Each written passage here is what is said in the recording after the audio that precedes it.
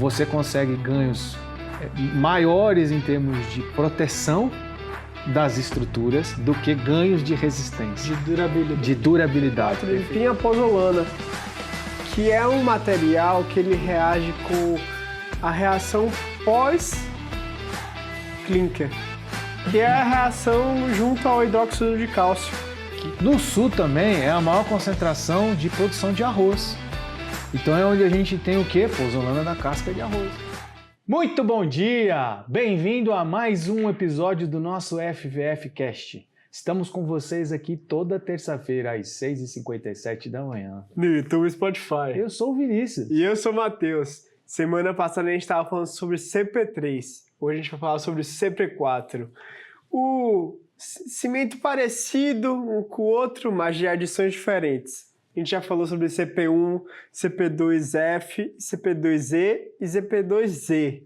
Exatamente. E é uma trilha de cimentos. Exatamente. Como a gente comentou no último episódio da semana passada, a gente descobriu que ainda vai ter mais uma continuidade que é falar de adições. Uma delas é sobre esse cimento que a gente vai falar hoje, que é a pozolana, né? Que são cimentos pozolânicos.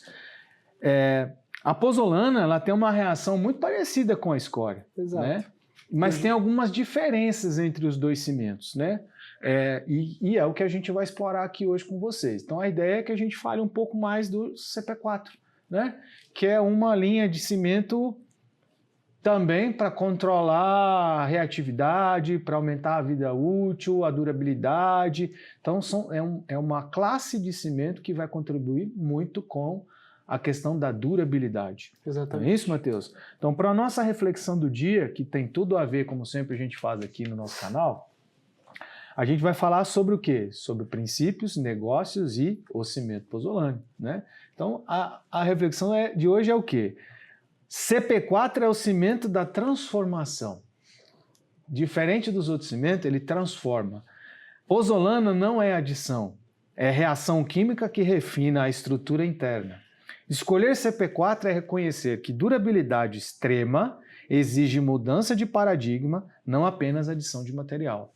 Então veja, assim como a escória é uma adição que muda, mas a gente deu um nome para ele que é um cimento da longevidade e que você tem que ter muita paciência, aqui é uma linha que é transformadora, que é uma continuidade daquilo que a gente falou do CP3, né? A gente está dando alguns adjetivos para o cimento para ficar claro aqui onde a gente está querendo chegar com vocês. Mas querendo ou não, ele também é o cimento da longevidade. Da longevidade. É uma outra linha, mas é o cimento da longevidade. E isso a gente vai ver agora dentro do episódio. Vamos lá? Vamos lá.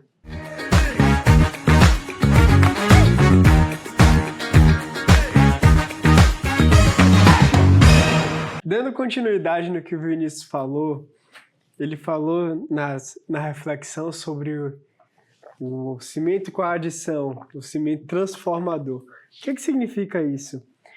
É porque é você pensar como a atividade pozolânica funciona dentro do cimento.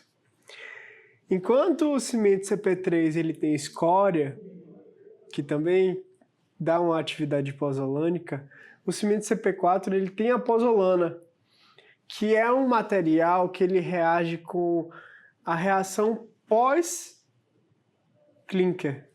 que é a reação junto ao hidróxido de cálcio.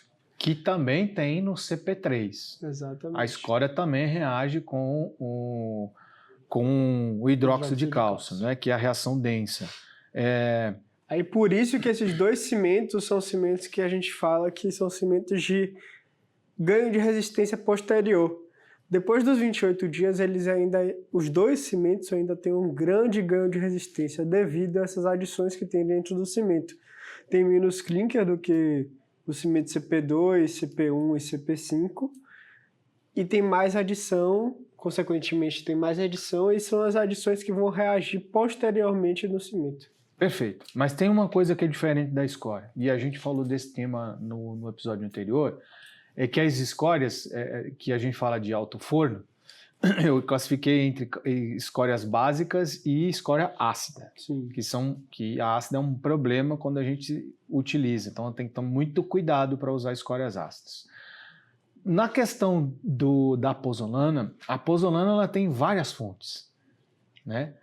Enquanto a escória é uma fonte siderúrgica, a cinza não. Na verdade, a pozolana ela tem várias origens, né? Quais são elas? A gente está falando de cinza volante, né? Cinza de casca de arroz, né? Nós estamos falando de Metacaulin. Nós estamos falando de um metacaulin, que é uma pozolana, que é uma argila calcinada, que tem o alto teor de caulin, que é extremamente reativo quando adicionado a um cimento ou a um concreto, e é considerado uma pozolana. Nós estamos falando de pozolana de termoelétrica, que é o subproduto que gera uma termoelétrica, que às vezes de carvão ou de petróleo, né? Então, assim, são várias origens que a gente tem da pozolana. E como o metacaulin é uma pozolana natural, você também tem uma pozolana que não tem um caulin, mas tem uma argila que tem uma alta concentração de reatividade. Então, esses materiais é que fazem a composição de uma pozolana. Então, ele tem um leque maior de origens, né? Da onde que você pode extrair. Então, da onde você pode utilizar o material. Exatamente. Então, lembra que nos episódios anteriores eu comentei um pouco sobre a região sul do país, que é onde estão concentradas as maiores termoelétricas? Existem outras no país, mas a maior concentração está no sul. No sul também é a maior concentração de produção de arroz. Então é onde a gente tem o quê? Pozolana da casca de arroz. Então, assim, se a gente entrar aí na internet agora, você ouvinte que está aí, e deixa eu aproveitar. Já que você chegou agora, vê se você está inscrito no canal, se não se inscreve, compartilha, acompanha a gente nas redes sociais, dá um like. Lembra que o like que a gente vem falando nos episódios, não é porque a gente gosta do like, é porque o like, lógico que a gente gosta, mas o like vai levar esse conteúdo a mais pessoas. Ele vai sair da bolha e vai poder entrar em outros lugares onde ainda não chegou. Sem esse like, o YouTube não enxerga que o produto, que o conteúdo, não o produto, o conteúdo é benéfico, ele pode ajudar outras pessoas. Então é importante que você dê o seu like. E por falar em like, a gente tem falado em alguns episódios, né, Matheus, que muita gente tem assistido, a gente tem aumentado o número de visualizações dos nossos conteúdos, mas não tem aumentado o like. Então, assim, legal assistir. Se você está gostando do conteúdo, dá um like, faz um comentário, faz uma crítica, né, construtiva, manda alguma informação, que isso tudo gera faz com que o algoritmo leve o nosso conteúdo a mais pessoas. Aumente, né, a visibilidade do material e possa chegar em outras pessoas. E a gente depende disso de vocês, né? Até porque você falou bem num dos episódios, né, Matheus? Não custa nada. Você não paga nada para fazer isso. Apenas se você gostou. Se você não gostou, ok. Mas se você gostou, dá um like. Tá bom? Voltando aqui, falando aqui do que a gente estava falando das origens da pozolana. E é por isso que nós vamos fazer um episódio para falar disso. Porque nós vamos abrir o leque de várias pozolanas possíveis. A gente pode falar, inclusive, a gente não tem aqui no Brasil fly ash. É um tipo de pozolana, é uma sílica, que ela é proveniente de usinas nucleares, cara. Que nós não temos aqui, mas nós temos na Europa. Que muitas estão sendo desativadas por causa do problema ambiental. Onde se tinha mais usinas nucleares? Na Alemanha. A França praticamente era 100% de energia nuclear. Eu não sei como está hoje. A gente precisa até pesquisar, mas eu sei que é um país que usa muita energia nuclear. Então veja, olha a diferença nossa no Brasil. Exatamente. A nossa energia é hidrelétrica. É limpa.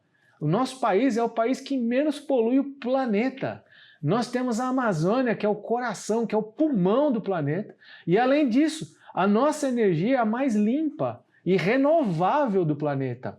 Ainda assim, a gente tem alguma coisa de termoelétrica que funciona sazonalmente no país. E não é para resolver, ela para ajudar num período de seca, onde a escassez hídrica acaba sendo penalizada por uma seca. Então aí entra a termoelétrica. Mas veja só, o nosso país é o país mais limpo do planeta. Sem falar nas eólicas no Ceará.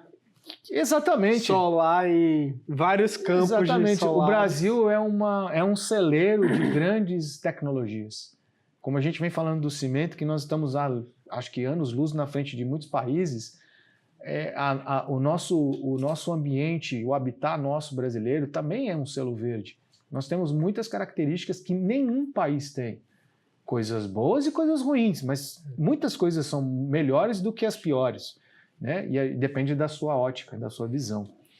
Então, é importante a gente falar mais para frente sobre esse ponto das pozolanas, né, Matheus? Vamos falar sobre pozolanas e escórias. E aí o que eu estava dizendo, no sul. O sul tem um alto índice de pozolana, né?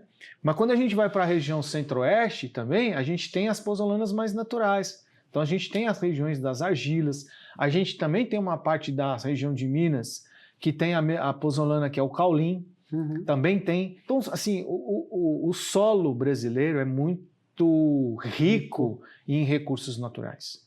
Se bem explorado e bem trabalhado, como tem sido feito na área cimentícia, a gente tem grandes oportunidades de desenvolvimento de novos produtos, né? Então é importante dizer isso. De redução cada vez mais de problemas ambientais. Exatamente, que é a pegada de carbono. Exatamente. Aí a gente entrando um pouco na composição do CP4, como a gente tem feito nos outros episódios, Matheus, que você pode falar sobre a composição? Porque a gente tem aqui um CP4 com uma semelhança, não igualdade, mas uma semelhança próxima do CP3. Exatamente. Com algumas particularidades, como as variedades de pozolana, mas também na questão da composição.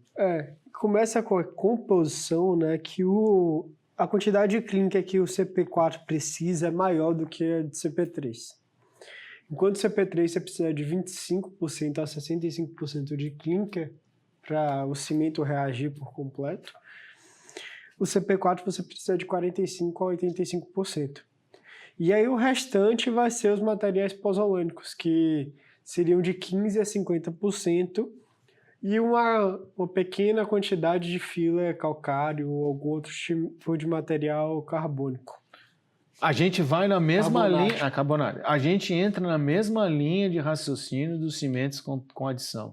Então você pode fazer uma mescla desses materiais para obter não só desempenho, mas também a última linha. De novo, os extremos nunca são os melhores, né? Sempre o equilíbrio é o melhor caminho. Assim é na vida, assim é nos negócios e assim é na composição de cimento.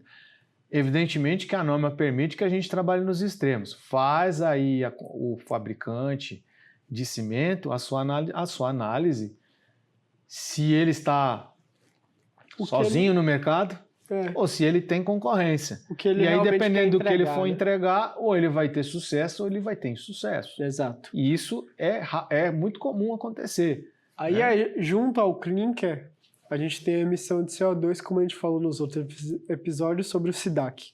Exatamente. O SIDAC, para quem chegou aqui agora, é um site... É um site do... Não sei se chamaria de governamental, mas de um órgão público. É um site criado para poder fazer as medições de emissão de carbono. Isso, exatamente. É em geral ou só de cimento, Matheus? Não, em geral. Lá em geral. Você vai encontrar sobre, por exemplo, uma porta... Quantos quilos de carbono você emite para fazer uma porta? Ele é voltado à construção civil? Construção civil. Que legal. Aí, tá vendo? É muito interessante porque é um acesso que provavelmente a maioria de vocês não sabiam. E é gratuito. Que existe, e aí, gratuito, como o nosso programa aqui também é. Então, assim, a informação está aí, só falta você buscar. Né? No Brasil são 2 programas que tem, que é o CE Carbon e o SIDAC. São 2 programas gratuitos que você tem como consultar e medir sua obra, a quantidade de carbonos que você vai emitir para sua obra. De forma genérica a contabilização, porque não é um site que ele tem um ADAP, que é o documento ambiental de produto. Ele tem de forma genérica, ou seja, você faz... Mas ele te dá uma noção Isso. daquilo que está sendo. Ele não é com exatidão, porque ele não tem um documento, um protocolo, mas ele te dá uma referência de análise quando a gente fala de algum produto. Exato. Perfeito. Até por isso que, para eu entregar o valor aqui agora, eu vou entregar ele como um intervalo, que é de 406 quilos de carbono por tonelada de cimento produzido e 863 quilos de carbono por tonelada de CP4 produzido. quando a gente fala de mínimo e máximo é porque de 45% de clinker vai ter emissão e aí clinker é clinker. Exatamente. A emissão é sobre ele, não sobre a pozolana. Exatamente. A pozolana é um subproduto, e na além maioria do mais dos casos.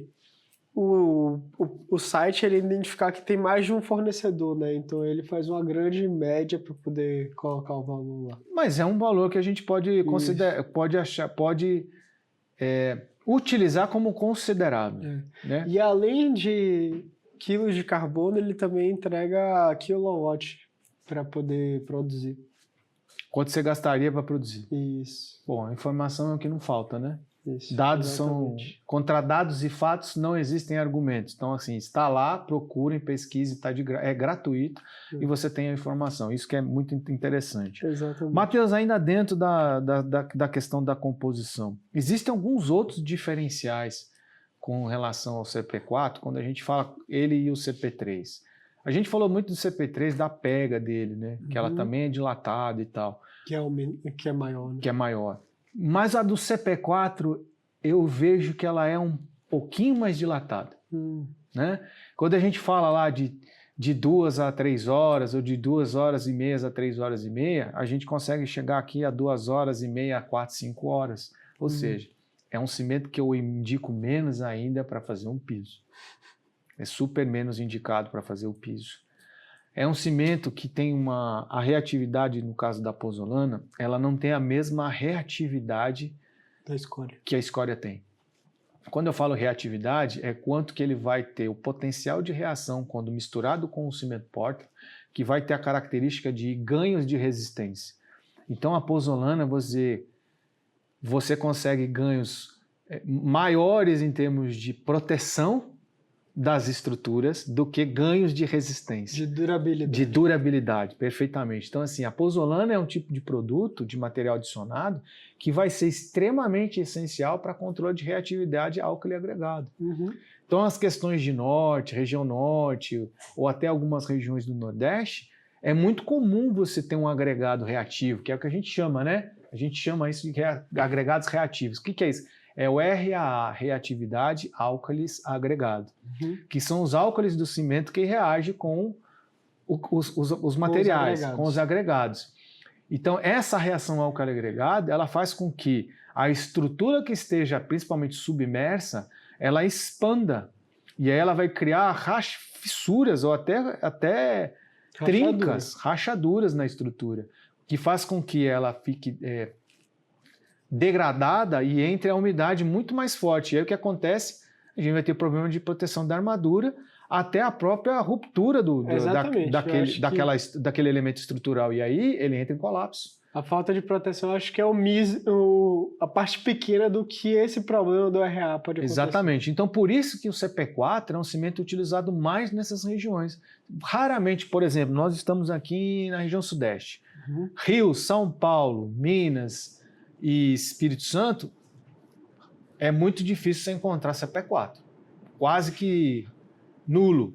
A possibilidade de você ter esse CP4 é mais para cima, norte e nordeste. Entendi. E nem todo o nordeste. É um nordeste mais próximo do norte, lá por cima. Você vai para São Luís, Maranhão, você vai vindo para o norte.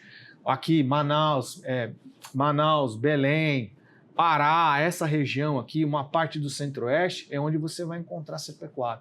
Que é mais comum encontrar CP4. Mas é devido ao RA? Aí é devido à região que tem a quantidade de produto para poder ser explorado. Então as fábricas de cimento exploram aquilo que está... Lembra que a geografia mostra para a gente onde a gente pode explorar. Então as cimenteiras também exploram o que tem de melhor naquele ambiente e faz um cimento propício para aquele produto. Isso. Então são regiões que ajudam na confecção, no desenvolvimento desses cimentos, entendeu? Então a gente pode falar que o CP3 e o CP4, os dois a gente poderia estar utilizando com foco de durabilidade. Com certeza. A diferença entre eles talvez seja resistências finais que são um pouco diferentes, né? E aí os ganhos de resistência não são os mesmos. Por exemplo, o CP3 tem crescimentos maiores ao longo da vida do que o CP4. O CP4 também cresce, mas em menor proporção. Então, ele vai crescer para 90, vai crescer para 365 dias, mas ele cresce um pouco menos do que o CP3. Então a escória, quando é básica, tem uma tendência de ganhos maiores de resistência. Do que Mas são pós-valores. cimentos que a gente pode estar aí quase que igualando. Por que não iguala? Porque a quantidade de clinker é muito diferente entre mínimos e máximos. Então você concorda que o CP4 tem mais clinker? Tem. E o outro que tem menos clinker tem uma reação igual ou maior? Sim. E é porque a escória tem um efeito diferente dentro da composição do cimento, entendeu? Exatamente. É o que justifica o que eu estou falando. É a lógica. É a lógica, né? Então, esse é o que diferencia. Assim, Mas tem outras coisas muito importantes aí. assim como o CP3, o CP4 também tem um baixo calor de Baixíssimo. hidratação. Baixíssimo calor de hidratação. E aí o que acontece é que, assim como na utilização de peças onde você não pode ter muito calor de hidratação gerado, você também pode utilizar o CP4 como uma solução. Exatamente. E da mesma forma pensando a longo prazo de resistências que crescem. Ou seja, quando você vai utilizar esses cimentos com esse objetivo de calor de hidratação, você tem que entender que as resistências para 28 dias provavelmente não vão ser reduzidas. O FCK vai ser reduzido para 28 dias e mantido para idades posteriores, tipo 91 dias ou 63 dias. Sim, mas você consegue fazer concretos que atinjam as resistências de projeto Sim. nas idades pré-conizadas, Sim. exceto as idades primeiras, né? Aí você Que vai ter é mais CP5, dificuldade, CP. que aí você realmente vai ter resultados menores. Então, se eu projeto um concreto que dê 40 MPa com 28 dias com CP3 ou com CP4, eles vão atender. Uhum. É que depois dessa data é que os crescimentos continuam, eles são continuados, né? Sim. Eles não param. Chega a um limite, a parábola, né, ou a curva, na verdade, não é a parábola, mas a curva, ela é lenta no início e vai subindo, vai subindo. Uhum. Chega um momento que ela vai estabilizando. Sim. E ela vai crescendo gradativamente, mas muito lentamente. Então essa é uma curva que a gente pode falar desses dois tipos de cimento, né? Enquanto a curva, por exemplo, do CP5, ele vai crescer bastante no começo e depois ele vai estabilizar mais para o final. Enquanto esses dois outros cimentos, você vai continuar com a curva crescendo. Tem duas características neles que são parecidas também, mas que com o CP4 isso fica um pouquinho mais acentuado, é com relação à impermeabilidade. Porque ele é um cimento mais fino, né? Então ele tem uma impermeabilidade um pouco maior Sim. do que quando a gente usa CP3. Quando a gente fala de finura, a gente não falou isso em nenhum dos outros episódios, que é o que a gente chama de tem o blane. O blane é a finura do cimento. Hoje, diferente de, sei lá, 20, 25 anos atrás, a gente sempre falava que um bom cimento estaria na faixa de 4.500, 4.700 o blane de finura. E hoje é muito comum encontrar 5.000, 5.100. Por quê? Você refinando ele, você aumenta a reatividade dele. Quanto maior o valor do blane, é mais fino ou é mais grosso? Não, mais fino. Quanto mais alto, mais fino. Só que aí ele pode incorrer em outras interferências. Por exemplo, muito mais fino, ele tem uma demanda maior de água. Sim. Então, Mas ele também vai reagir. Mas isso também depende. Depende do clinker, depende da adição, depende da região. Então, tudo é uma somatória de coisas que dentro de um P&D, de uma cimenteira, isso é testado, trabalhado, refinado. Sim. Só que você também ganha resistência. Lembra que a gente conversou bastante com o Matias sobre aditivos para cimento? Uhum. Esses aditivos também contribuem para a melhoria de produtividade aqui do cimento. Sim. E eles entram nesse refino. De deixar mais fino ou mais Eles grosso. contribuem para aumentar a produtividade, Sim. entendeu? Então as fábricas se tornam mais produtivas quando faz todo esse mix de adições. Então ele aumenta a impermeabilidade. Então ele tem uma... Por quê? Porque ele vai ter menos porosidade. Sim. Por causa da sua finura. E além da reação do clinker, você também vai ter a reação dos materiais pós-olânicos dele. Não tenha dúvida. E Então, a consequência de tudo isso, Matheus, é então, durabilidade. A durabilidade vai ser uma peça menos porosa e com mais... vão acontecer... proteção. Vai ter mais reações dentro da peça. Exatamente. Você vai aumentar a sua proteção. Quando a gente fala... E os álcalis livres você vai reduzir.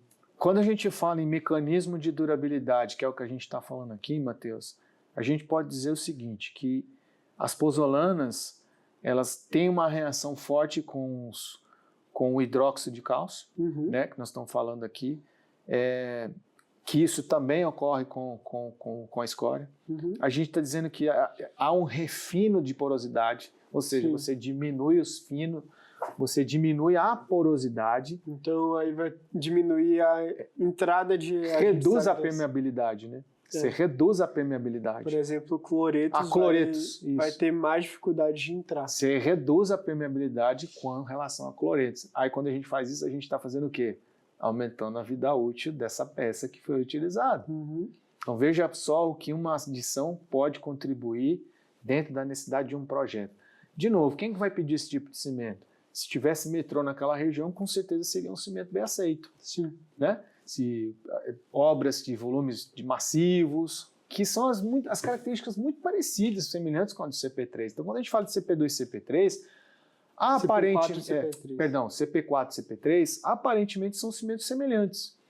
A diferença talvez vai estar onde? Em alguns pontos específicos e coloração. Normalmente o cimento com CP4, normalmente ele é mais escuro. Ele está mais para o cinza, puxando para o preto. E com escória ele tem uma tendência a ser um cinza mais claro, até na sua hidratação. Por quê? Por causa do tipo de material que está sendo usado. Então, você já teve experiência antes com o CP4? Eu tive uma experiência muito tempo atrás, que foi naquela região do Acre, Belém, Acre, que é a região norte, que era uma fábrica de cimento, que eu não vou citar o nome, que a gente não está citando o nome de ninguém, que tinha uma produção de um CP4 e que houve uma patologia muito forte na época, porque esse cimento chegou a um blend de 8.500. E era um cimento impossível de trabalhar. Houve uma falha na produção e a gente teve problemas assim gravíssimos, porque era um concreto que a água não tinha limite. Você colocava água e ele puxava, porque a finura dele chegou num ponto extremamente alto para poder ganhar a reatividade, só que trouxe um transtorno muito grande. Então houve uma falha na produção. Entendi. Então tem que tomar muito cuidado com o tipo de CP4 que você vai usar, se a estabilidade que você vai ter. Então ele é um cimento mais difícil de estabilizar do que você usar com um cimento com adições de escória. Sim. Então assim, a minha experiência não foi das melhores, mas como eu disse, como a gente sempre fala aqui, são histórias que ocorreram comigo. Isso, pode ser que agora o cimento CP4 pode ser que com você a história é outra. Então foram histórias que ocorreram comigo. Então nos trouxe um pouquinho de problemas para administrar essa grande variação que foi no Blaine, exatamente. Chegar a 8.500 é uma coisa desproporcional. É muito fino, né? É muito fino. Então a gente tem um problema de água de amassamento muito grande. Né? Enfim, e uma característica que a gente falou no CP3 e a gente não pode deixar de falar aqui é com relação à resistência a sulfatos. Sim. Que não é a nulidade ainda, mas é uma redução menor que 8%. Que é o que a norma preconiza, que tem que ter menor do que 8% de C3A, que é o aluminato tricálcio. Que a gente já falou que quem tem zero é a Maxim. A Maxim tem um cimento chamado Fraguamax e que ele é zero de C3A. Então ele é realmente um cimento 100% resistente a sulfatos. Exato. Não que esses não sejam, porque a norma ela limita que tem que ser menor que 8%. Ou seja, o que você tiver aí dentro, você está atendendo. A diferença é o quanto você vai ter de sulfatos na região ou a reatividade ao álcali agregado. Então, assim, tanto escória quanto pozolana mitiga a reação ao álcali agregado. Resistência a sulfatos, também quase a sua maioria das escórias e pozolanas vão mitigar. Mas mitigar com mais eficiência seria o nosso cimento, que é 100% zero, né? 100% sem C3A. E a gente vai falar dele, nós vamos ter um episódio para tratar especificamente desse cimento, vai ser bem interessante esse tema. É o famoso nulidade de C3A. É a nulidade de C3A. Então são são dados técnicos e informações que diferenciam um cimento do outro, mas que tem uma semelhança no seu uso final, na decisão de usar um produto, né, desse cimento. Então, tanto ele quanto o CP3 podem ser utilizados nos mesmos moldes das obras grandes. Isso depende só do ambiente exatamente. E do local, né? Se seu fornecedor de cimento vai estar fornecendo CP4 ou CP3. E aí a gente vai cair aonde? A lógica cai na mesma, né? Quando compensa, Matheus? Quando compensa, né? Então, ambientes agressivos, quando você precisa de muitos anos para uma estrutura, quando você quer se proteger desses ambientes agressivos, que seriam os ambientes marinhos, de esgoto ou industriais, concretos que tem algum problema de RA, que vai ter algum problema, perigo de problema de RA, que é a reação álcali agregada. Quando você planeja uma vida útil acima de 100 anos. Acima de 100 anos. E a de escória acima de 50.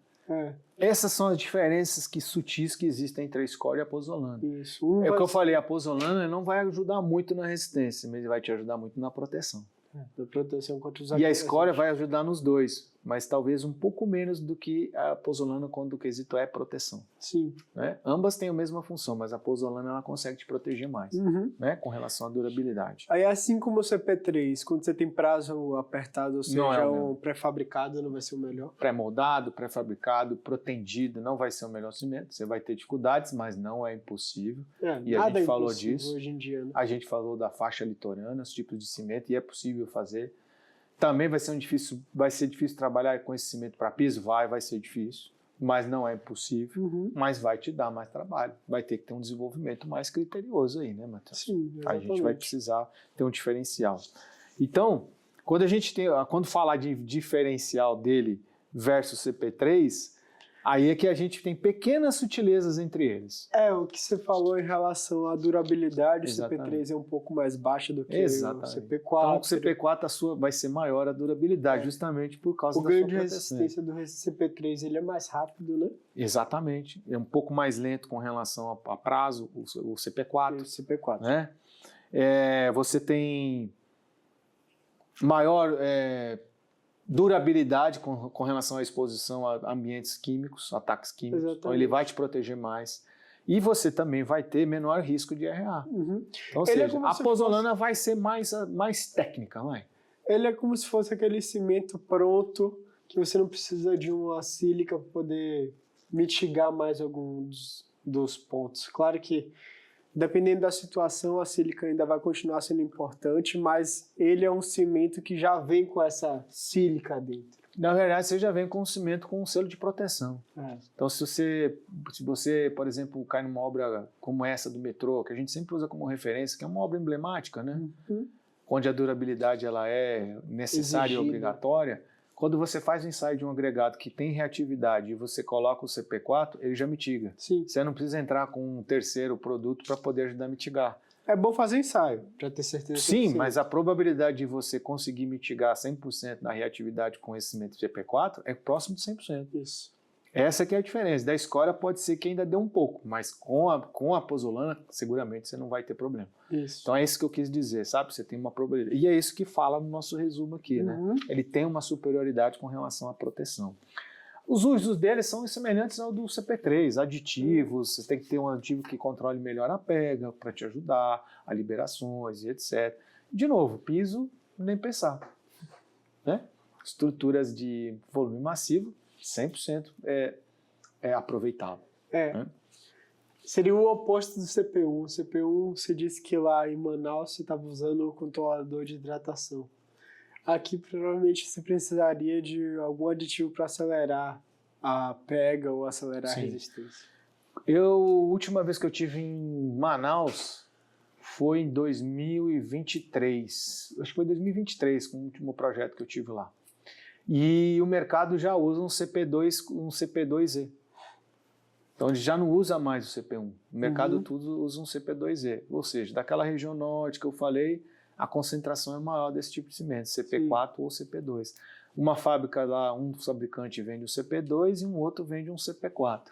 Que é um cimento parecido com o CP4. E existe uma concreteira que está nacionalmente no país que ela não usa nenhum dos dois. Ela traz um cimento de outro estado porque ela enxergou uma melhoria trazendo um outro cimento que não é nem CP2 e nem CP4, é um CP5.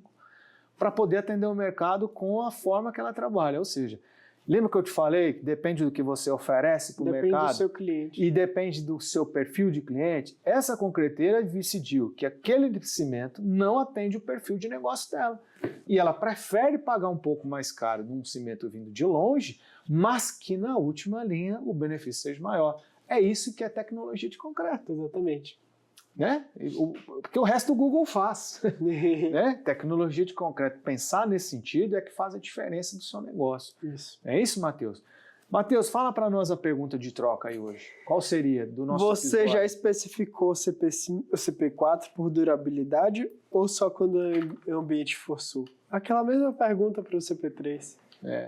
Você foi forçado a chegar a esse cimento ou você naturalmente tomou a decisão?